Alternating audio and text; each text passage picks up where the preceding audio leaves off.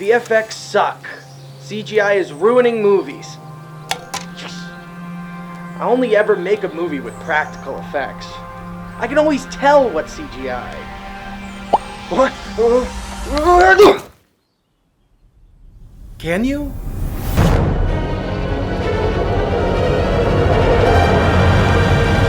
Hi, I'm Colin Black. I'm a writer, director, and VFX artist based out of LA. Thank you so much for giving this video a chance. The most used tool in my metaphorical filmmaking duffel bag is what I call, and what also other people call, invisible VFX. Now I know what you're thinking. Hey Colin, aren't all VFX supposed to be invisible? To which I say, shut the f*** up. Some VFX are supposed to be photoreal, but they're so over the top you know they'd never exist, like 2 Robert Pattinsons, or 2 Michael B. Jordans, or 2 Jim Carreys, or 2 and also like Transformers or whatever. Then you've got the stylized stuff like Speed Racer, Sin City, and the recent Hundreds of Beavers. That's its own category, but invisible VFX are the kind of effects that if no one told you they were VFX, you'd have no idea. These are the tools I think every filmmaker should know because they'll change how you approach storytelling and how you think about what's even possible on a small budget. So let me break down how I use invisible VFX in my projects, and I'll break them down into 5 easily digestible and ad-friendly categories for reasons to use them. And the last one might shock you. Or it won't, but at least it will be interesting. Money. Filmmaking is one of the most expensive art forms, if not the most expensive, unless you count like architecture or something. I use VFX because I don't have the money to do everything for real. For me personally, the place that I save the most money is usually in set extensions. Location is everything, and that's also what budget it takes up. So I'll use VFX to enhance a set that needs more production value, like in my short Understudied, where I just added a CG crowd to make it look like this theater was fully packed, all done with Blender and After Effects. Or adding a digital gallows into the play that's supposed to be this Crucible knockoff. Sometimes it's just building a small section of a set and then extending the rest in post, like in Abduction Production, where the scene takes place in a grave. We built part of it practically and then digitally extended it later to feel like a full grave. Or sometimes it's not even building anything at all and filming on a green screen. Like this shot, the actor needed to be in this smoothie store for this music video. We shot this at the same location as the other scenes to avoid a company move, then replace the background entirely with a scene I made in Blender. And occasionally, I'll scrap the whole live action idea and just build a full CG shot, like this one of a house in the rain.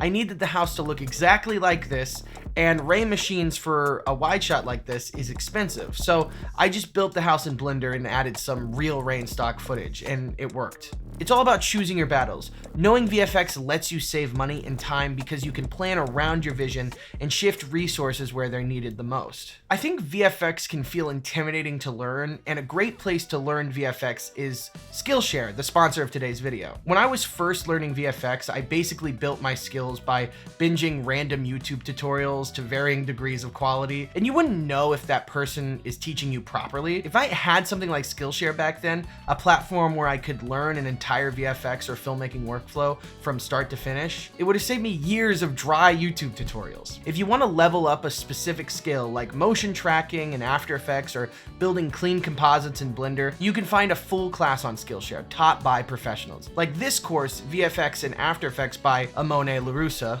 And it's not just VFX, they have thousands of classes across art, illustrations, filmmaking, photography, and more, all taught by real world-class creators. And you can learn at your own pace whenever it fits your schedule. The first 500 people to use my link in the description or scan this QR code will receive 20% off their first year of Skillshare. Get started today. There's also a 7-day free trial and a 30-day money-back guarantee, so it's totally risk-free. Thank you so much to Skillshare for sponsoring this video. Now back to the video.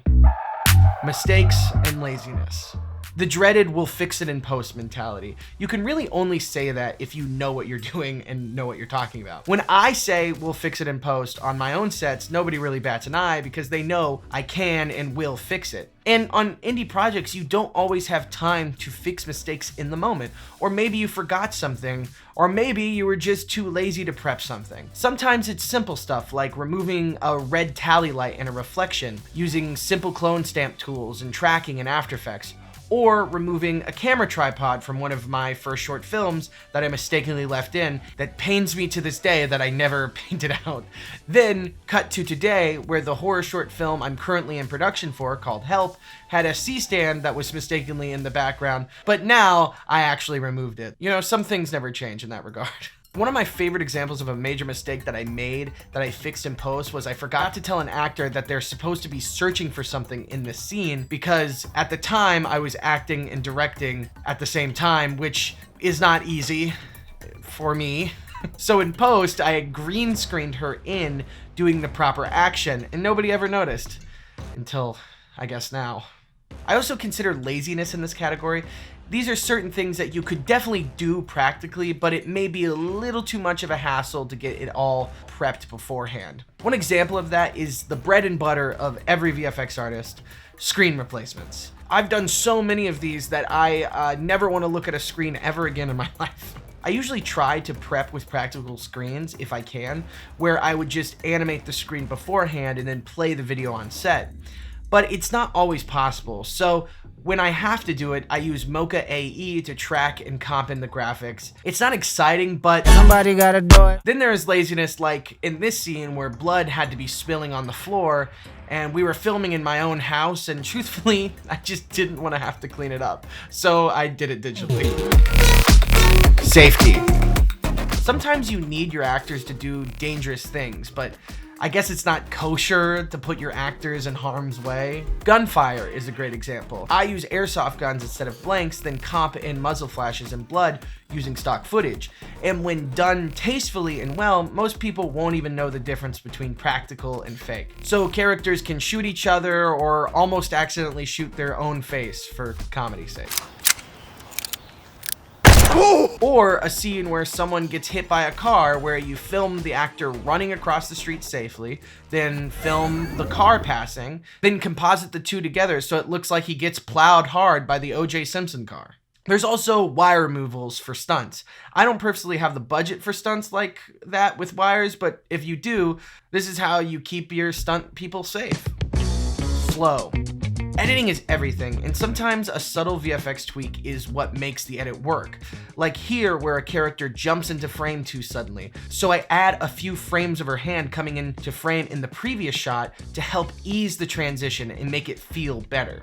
Or there's this comedic moment that didn't land, probably because I was acting and directing like an idiot, and I missed this comedic beat of me hanging up the phone by just a hair. So what I did was I retimed the hand motion and painted out my old hands to make that moment have the exact pacing I want. It made the scene 2% better. Was it worth it? Probably not, but I think it's better. And in my Trojan Horse Doritos ad, I animated Matt's mouth opening and closing to better match the timing of a line to perfectly hit the 30-second mark. It doesn't look great, but if it weren't there, you'd definitely notice, and I know people aren't going to be looking there anyway, so it doesn't really matter. A lot of this stuff is subjective and can vary from person to person or editor to editor, but if you know that this is an option, it will make your work more polished.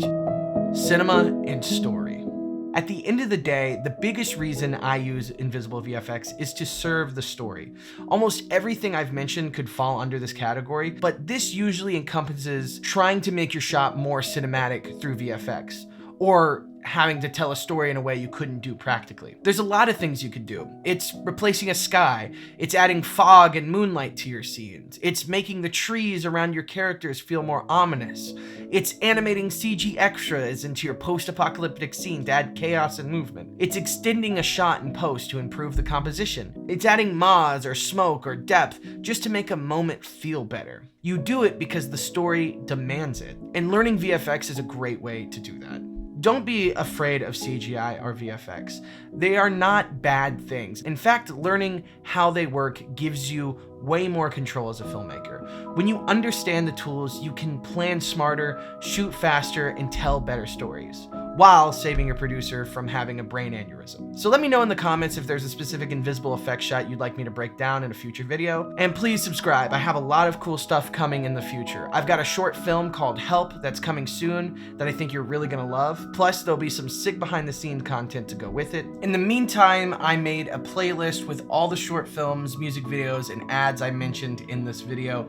even the crappy high school short. So check those out if you wish. Thank you so much for watching, and I'll see you all on the flip side.